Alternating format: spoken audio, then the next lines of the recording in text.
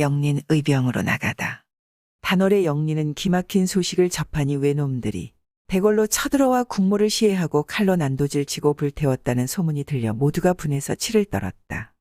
영린은 산어머리 척가를 들려 평장에 가서 괴운을 만났고 그 자리에서 이복의 하사 인사드리게.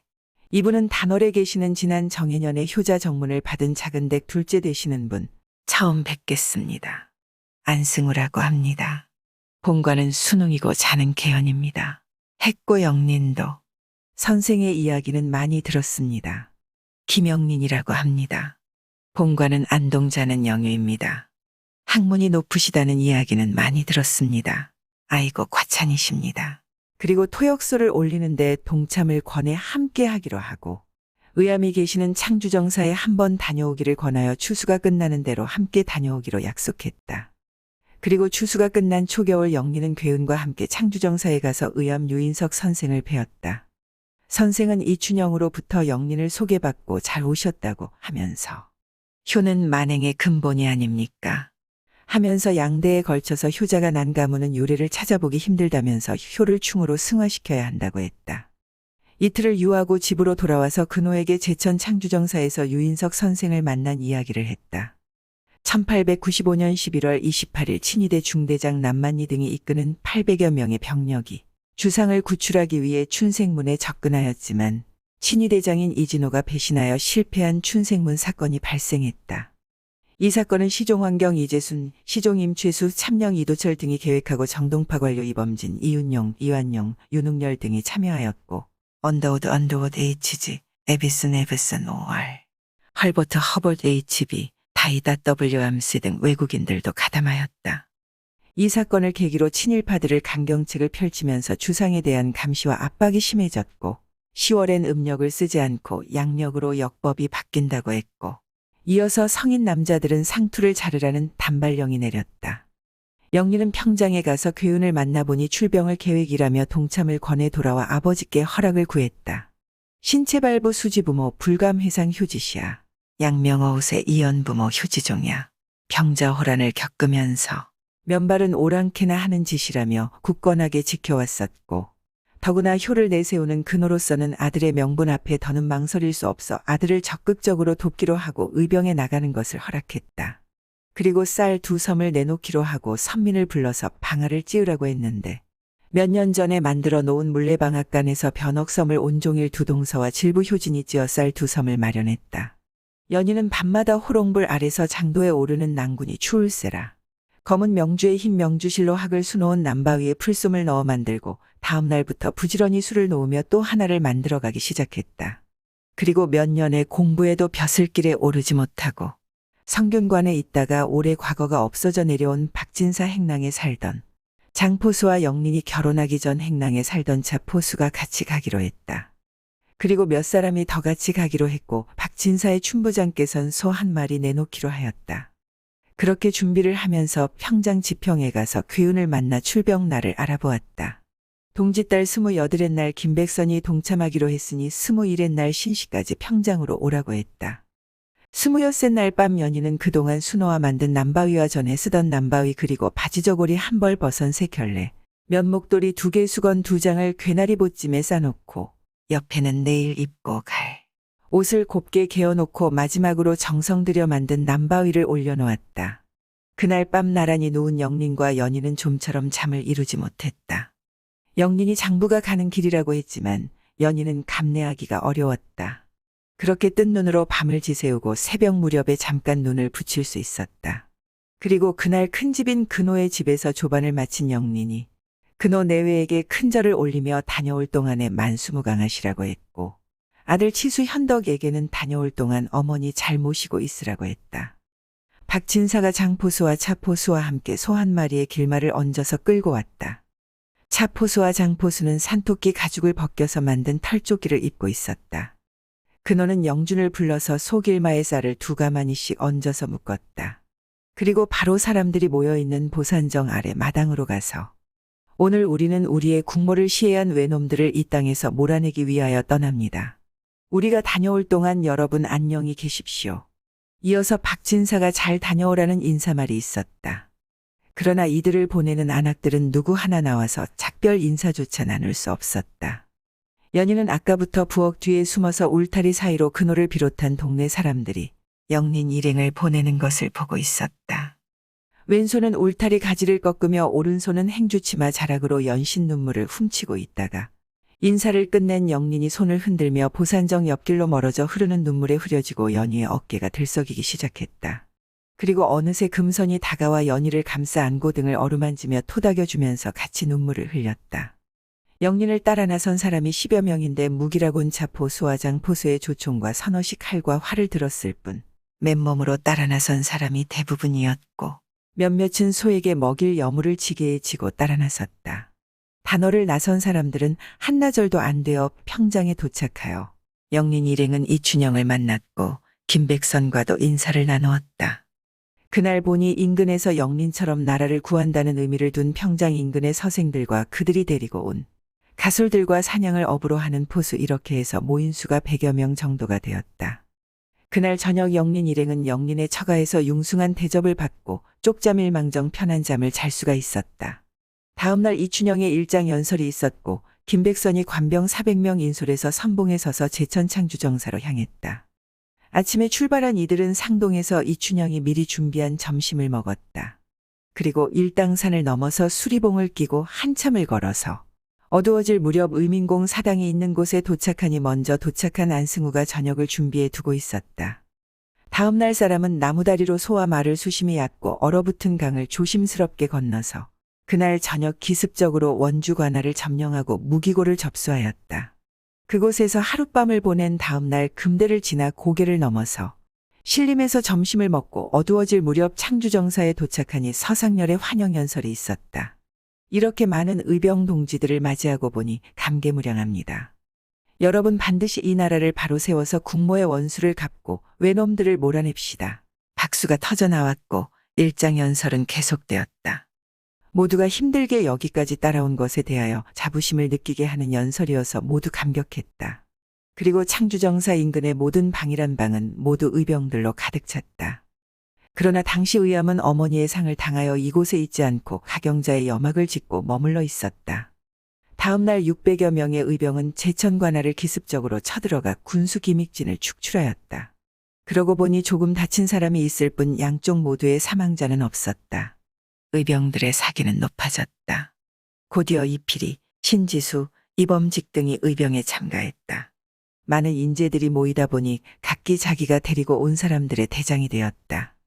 그렇게 되자 서상렬은 위계질서가 있어야 많은 사람을 체계적으로 움직일 수 있다고 생각을 해서 여러 사람 중 고르고 골라서 이순신 장군의 후예인 이필이를 의병대장으로 삼고 서상렬은 군사가 되었고 그리고 각자를 쫓아온 의병의 수에 걸맞게 이춘영도 중군장이 되었다. 그리고 각 의병 20-30명마다 한 명씩 소초장을 뽑아서 올리도록 했다. 자연적으로 영린도 소초장이 되었고 훈련을 시작했다. 훈련은 김백선을 따라온 관병을 적당히 배치해 가르치는데 영린은 차포수와 장포수에게 조총을 다루는 법을 배우게 되었다. 차포수나 장포수는 일자무식으로 누구를 가르치는 처지가 되니 처음엔 어색했지만 마음속엔 누군가를 가르친다는 우쭐함도 생겼다. 작은 서방님 우선 새총, 헝겊 달린 꽂을대로 총알이 나가는 구멍을 쑤시고요. 하화약이라고 총구멍으로 신약 발사용 화약을 넣고요. 이삭장 송약실이라고 꽂을대로 신약을 안으로 밀어 넣은 다음 하연자라고 총구멍통에 납탄 환연자를 넣은 다음에요. 이삭장 송연자라고 꽂을대로 요 탄환을 안으로 밀어 넣은 다음에 하지라고 총구멍에 종이를 넣은 다음에 송지라고 꽂을대로 종이를 안으로 밀어 넣고요. 다음에 개화문이라고 화문은 점화용 화약이 들어가는 약통, 일명 화약 접시에 덮개 역할을 한다. 이 덮개를 연 다음 하선약, 선약, 점화용 화약을 넣은 다음에 요암은 사문약, 하버신약 이렇게 총을 흔들어 점화용 화약과 발사용 화약이 섞이게 한 다음 잉패화문이라고 이 덮개를 닫고요. 용두 하나 쓴 용두에 화승을 부착한 다음에 청령 개화문 하고 위에서 명령을 내리면 화문을 열고 준적인 거발 하고 명령을 내리면 여기 구멍을 통해서 총 끝에 나온 쇠끝하고 외놈 몸뚱이를 겨누고요. 방아쇠를 당기면 심지에 붙은 불이 여기에 닿자마자 총알이 나가요. 그리고 이걸 다 하셔야 서방님이 명령할 수가 있어요. 영리는 신분 따윈 다 팽개치고 오로지 배워야겠다는 생각으로 1세총, 2. 하와약, 3이삭장 송약실, 4연자, 5이삭장 송연자, 6하지, 7송지, 8개화문, 9화선약, 12화문 사문약 하버신약, 11잉 배화문, 12용두한 화승, 13청령 개화문, 14준적인 거발을 손을 꼽아가며 외웠다. 그러나 연습은 꽂을 대로 밀어넣는 동작은 실제로 했지만 나머지는 아까워서 신용만 하였지 실제 사격을 하지 못했다. 그렇게 이틀 후가 지난 아침에 신약 발사용 화약 납탄한 연자 송지, 선약 점화용 화약을 지급받아서 단양으로 향했다. 점심 전에 매포를 접수하고 점심을 해먹고 만약에 있을지 모르는 적에 매복을 우려하여 군은 둘로 나누어 본 데는 매포천을 끼고 가고 이춘영은 산을 넘어서 하계에서 합류하기로 했다. 한편 걸음이 빠른 사람을 척구병으로 선발하여 앞에 적이 매복을 하고 있지는 않은지 살펴가면서 앞으로 나아가 도담산봉이 보이는 곳에 배수진을 쳤다. 그리고 사방에 척구병을 보내서 알아보니 단양군수 권숙은 벌써 청풍으로 도망을 친 것이 확인되어 단양으로 무혈 입성을 했다. 다음 날 본대를 금수산 가은산 말목산으로 둘러싸인 적성에 진을 쳤다. 이어 이필이는 단양을 드나드는 관문이라고 할 수 있는 장외엽곡에 척구병을 보냈다. 한나절이 안 되어 단양군수 권숙이 청풍에서 일본군과 관군의 지원을 받아 단양으로 향할 준비를 하고 있다는 소식을 접하고 이필이 대장이 지시했다. 중장 이춘영과 안승호에게 200의 병력을 주면서 만약을 모르니 시차를 두고 강을 건너서 장외엽곡이 내려다 보이는 제비봉 산기슭에 진을 치되 병력을 감안하여 옥순봉 기슭과 구담봉 기슭 그리고 얼음골까지 병력을 나누어 배치하라고 이르면서 적들이 옥순봉을 통과하면 흰길을 흔들어 새바위 쪽으로 신호를 보내고 구담봉 상류 쪽에 병력을 집중적으로 배치해 적의 허리를 끊고 얼음골까지 병력을 분산 배치해서 공격하되 내가 말목산 기슭에서 공격 명령을 내릴 때까지 공격하지 말며 마지막으로 옥순봉에서는 퇴각해 나오는 적들을 공격하라고 했다. 그리고 이범직에게는 100명을 주면서 가늠산 넘어 동네에 진을 치고 척후병을 보내서 장외엽곡이 아닌 다른 곳으로 적이 오는지 살피면서 새바위에 몇 사람을 보내서 옥순봉에서 신호가 오면 신호를 주고받아서 말목산 기슭에 있는 나에게 알리라고 해서 보냈다. 그리고 김백선이 말목산 아래에서 300명의 돌격대를 인솔하고 말목산에 있는 이필이의 명령이 떨어지면 돌격을 하라고 했다. 남은 병력은 가은산과 말목산 사이에서 협공하기로 했다. 그리고 신지수에게는 본진에서 기다리다 본진으로 쳐들어올지 모르는 적을 대비하게 했다. 영리는 이춘영의 지시로 옥순봉에서 도주해 오는 적을 섬멸하는 역할과 신호를 보내는 역할을 하라고 하면서 50명을 배정받았다. 아흘의 날 권숙은 청풍에서 원군을 받아 단양을 회복하기 위하여 일본 기마병을 앞세우고 장외협곡을 들어오고 있었다. 이들은 기병이 이어서 부처댕이를 넘는 길보다 강을 거슬러 오르는 길을 택하여 보무도 당당히 옥순봉 아래를 지나서 선두가 말목산 아래를 지나고 있었고 후미가 옥순봉을 다 지나간 것이 확인되자 영리는 건너편 새바위를 향하여 신호를 보내라고 했다. 공격하라는 붉은 영자기가 올라 조용하던 산하가 여기저기서 총성이 울렸다. 영린도 10명씩 셋으로 나누어 차례대로 준적인 거발명하고 10명에 쏘고 나서 각자 숨어서 다음 총을 쏘기까지 준비를 했다. 그렇게 다음 10명 다시 10명이 쏠 준비를 하라고 지시를 하고 기다렸다. 그리고 1시간도 안 되어 도주하는 적들이 보였다. 발사. 영린의 명에 의하여 총알이 나가고 그 총알에 의하여 사람이 쓰러져 죽었다. 영린은 순간 눈을 감았다 떴다. 처음은 어떻게 사람을 죽일까 하는 생각도 했지만 막상 전투에 임하고 보니 적을 향하여 방아쇠를 당기고 정신없이 다음 발사를 위하여 신약을 넣고 연자를 밀어넣고 선약을 넣고 흔들어서 화약을 섞이게 하고 총을 쏘기까지 정신없이 하다 보니 앞뒤를 돌아볼 겨를이 없었다. 앞에서 적들이 몇이나 죽었는지 확인할 수 없었다. 그러나 반쪽만의 승리였다. 김백선의 불만이 터져 나왔다. 왜 옥순봉에 많은 병력을 배치해야지 엉뚱한 계란지에 더 많은 병력을 배치해서 다 잡은 권숙을 놓치게 합니까? 김 장군은 지금 승리의 죄를 뿌리는 겁니까? 이필이의 생각은 적의 도주로는 협곡보다도 계란제 쪽으로 보았던 것이었다. 제 생각에는 왜 옥순봉에 많은 병력을 배치하지 않았느냐 말입니다. 쥐도 급하면 고양이를 무는 법입니다. 그만합시다. 괴운이 나서서 급히 말렸다. 결과가 그렇게 나오자 김백선은 부글부글 끓어오르는 속을 간신히 가라앉혔다. 영리는 적들을 놓친 것에 대한 불똥이 튈까봐 아무 말도 할 수가 없었다. 그날 모두 영린이 개명의 집에서 받아온 소가 승리의 제물이 되어서 오랜만에 고깃국을 맛보았다. 그 후 영린은 옥순봉 아래에 진을 치고 마을에서는 돌아가면서 밥을 해줬다. 처음 하루 이틀은 군량미를 내놓으면 손사래를 치며 사양을 했지만 며칠이 지나자 한두 집이 받기 시작하더니 대부분이 받아서 아예 돌아가면서 가마솥을 빌려서 밥을 짓는 방법으로 바꾸었다. 패한 일본군과 공주병참 소속 혼성부대들은 청풍에 집결해서 기회를 보더니 망덕봉 뒤를 넘어서 의병의 본진을 기습 공격했다. 본진은 흩어져 일부는 강을 건너서 퇴진을 하면서 이춘영의 본진과 합류해 일부는 중령 쪽으로 일부는 서남계곡으로 또 일부는 사이남 쪽으로 퇴각을 했다. 강을 건너지 못한 일부는 매포 쪽으로 해서 제천으로 퇴각을 했다. 제비봉의 10명이 넘는 이춘영의 본대는 안승우가 있는 곳으로 퇴각해 위급한 상황을 알렸고 이어 적들이 몰려들었다.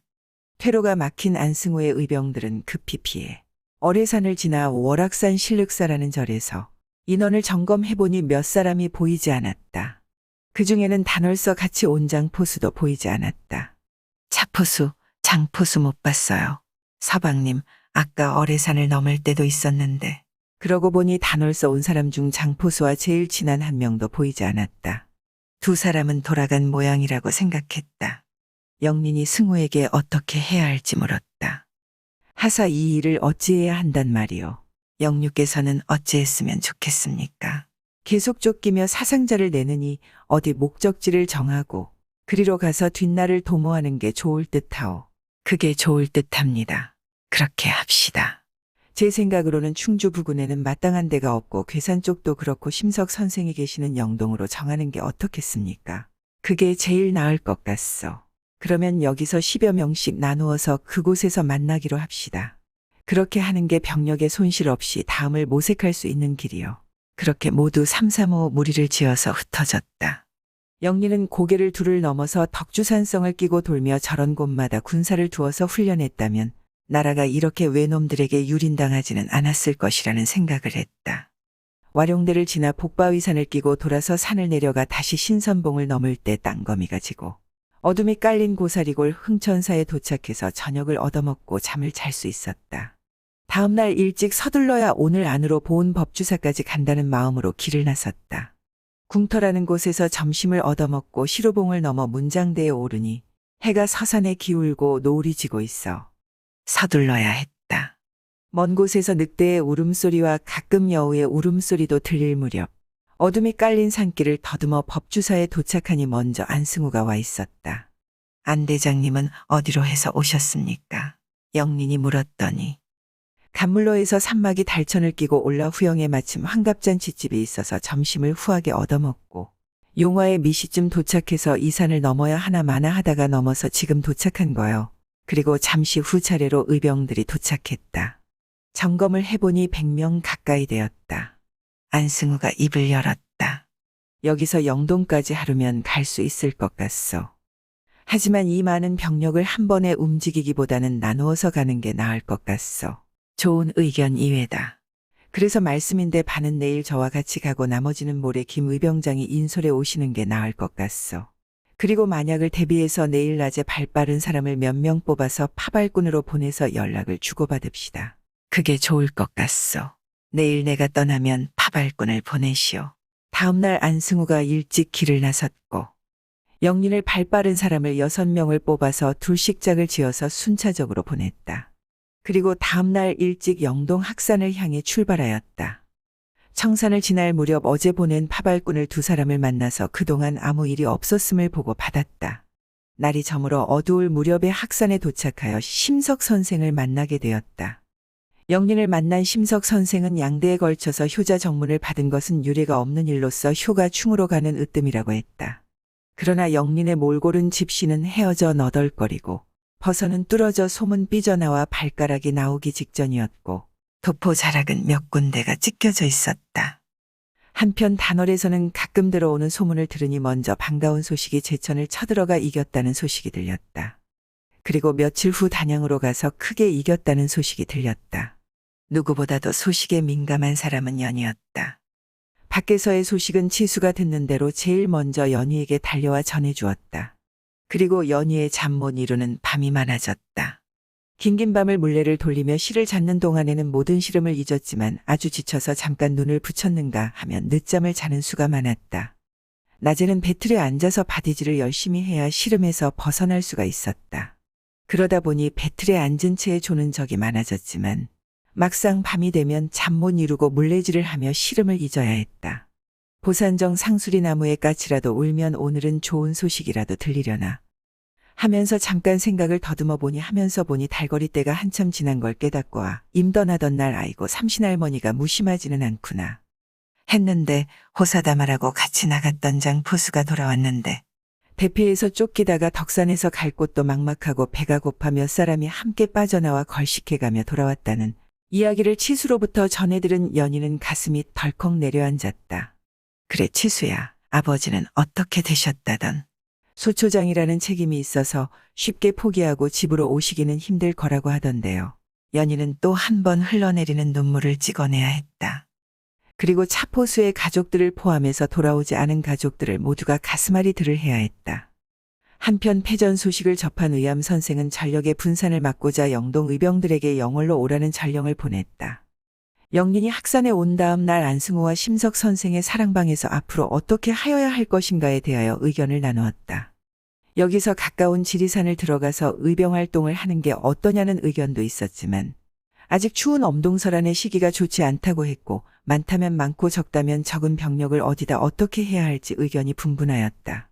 심석 선생도 가만히 듣고 있을 뿐 방법이 떠오르지 않는 모양이었다.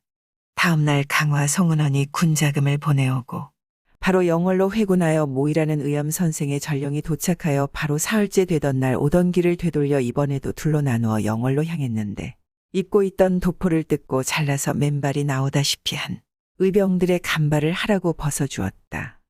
나흘 만에 어상천에서 이필의 이춘영, 서상열, 김백선 등의 의병장들을 만날 수 있었다. 그날 저녁 의병장들의 회합에서 이 많은 의병이 모두 영월로 갈 것이 아니라 의암 선생을 의병대장으로 모실 것과 의병장 일부와 의병 일부가 의암 선생을 만나러 가기로 의견이 모아져 100여 명이 의암 선생을 만나러 영월로 향했다. 섣달 20날 영월에서 회합을 가진 의암 선생은 의병장들의 간청에 따라 의병대장에 취임하고 바로 여러 필의 광목의 복수보영, 국모의 원수를 갚고 의리를 지킨다. 라는 휘호를 크게 써서 의병장들에게 나누어주고 깃발을 만들라고 했다.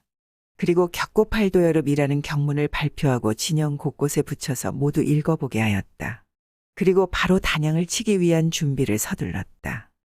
아침 일찍 출발해서 가평에 진을 치고 일전을 하려고 하다가 작전회의를 열어 예덕산 기슭과 건너편 산의 군사를 나누어 배치해 적의 허리를 끊어서 승기를 잡는 것이 나을 거라는 의견에 따라 김백선에게 군 150명을 주어 예덕산 건너편에서 협공을 지시하고 이춘영은 예덕산 아래 작은 산기슭에 매복하라고 150을 주었다. 그리고 만약 적들이 예덕산과 작은 산 사이 골짜기 고개로 넘어올 것을 대비해 안승우에게 100명을 주어서 지키게 하였다. 그리고 척구병을 사방으로 보내 적의 동태를 살펴서 보고를 받았다. 적들은 가평에서 전투가 있을 것으로 예상을 했는지 상시를 지나 매포천을 끼고 기마병을 앞세우고 보무도 당당히 들어오고 있었다. 적의 3분의 2가 통과했을 무렵 이춘영과 김백선의 부대가 협공을 시작으로 본진도 쳐들어가자 적들은 맥없이 무너졌다. 그리고 손을 들고 투항하는 자들이 많았다. 그날로 바로 군을 둘로 나누어 이춘영과 김백선은 어이곡으로 들어가 퇴로를 차단하고 본진이 단양으로 쳐들어가 권숙을 체포했다. 그날 밤 권숙을 어떻게 처리할 것인가에 의견을 물었다. 경종을 울린다는 의미도 있고 군의 사기를 위하여 참수하는 게 낫다는 의견에 따라 다음날 단양군수 권숙을 참수했다. 영리는 권숙의 참수 모습을 참아볼 수가 없어서 가지 않았다. 그리고 먼저 전투에서 승리를 거두고 대피를 했던 장해계곡에 척후병을 보내 알아보니 매복은 없는 것으로 확인되었다. 다음날 또다시 군을 둘로 나누어 서상열과 안승우는 금수산 뒤를 돌아 산기슭을 지나 고사리봉 아래를 지나 도하에 도착했다. 청풍군수 서상기는 의병이 강을 타고 내려올 것을 대비해 서곡과 능강계곡 위쪽의 군은 본에 매복을 하라고 하였으나 이춘영과 김백선은 옥순봉에서 육로를 우회해 다불과 신리를 경유 물태에 도착해 기습적으로 청풍군수 서상기를 붙잡았다. 그날 바로 청풍군수 서상기도 참수가 되었다. 매복을 나갔던 적들도 군수 서상기가 참영되었다는 소식을 접하자 투항해와 군사의 수도 늘어나고 사기도 드높아졌다. 영리는 청풍 장날 장터로 나가 보부상들을 만나 혹 지평장에 가는 사람이 있나 알아보았다. 다행히 사흘 후 지평장을 보러 간다는 보부상을 만날 수 있어 가거든 단월 사람을 만나면 전해주라고 어제 쓴 서신을 주고 엽전 몇 잎을 주었다. 그리고 승지 우기정이 3,000명의 의병을 모집해왔다. 그뿐만 아니라 이호승이 500명의 의병을 모집하여 보내왔다. 의암은 바로 회의를 소집하고 다음 목표를 충주성 공략으로 잡았다. 충주성은 바뀐 지방 제도에 따라 20개 군을 관할하는 관찰부의 소재지로 각 군에 시행되는 개화 정책은 1차적으로 충주관찰부의 지시를 받는 곳으로 특히 관찰사 김규식은 단발령을 시행하여 원성이 높았다. 더욱 그곳에는 관군이 400명, 일본군이 수백 명, 지방군이 400명이나 집결해 있는 군사적 요충지였다.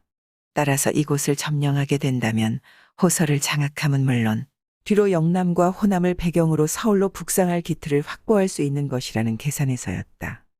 병신년이 밝았고 의암은 참모회의에서 정초의 적의 경계가 허술하고 남한강이 풀리기 전에 충주를 치기로 결정을 내렸다.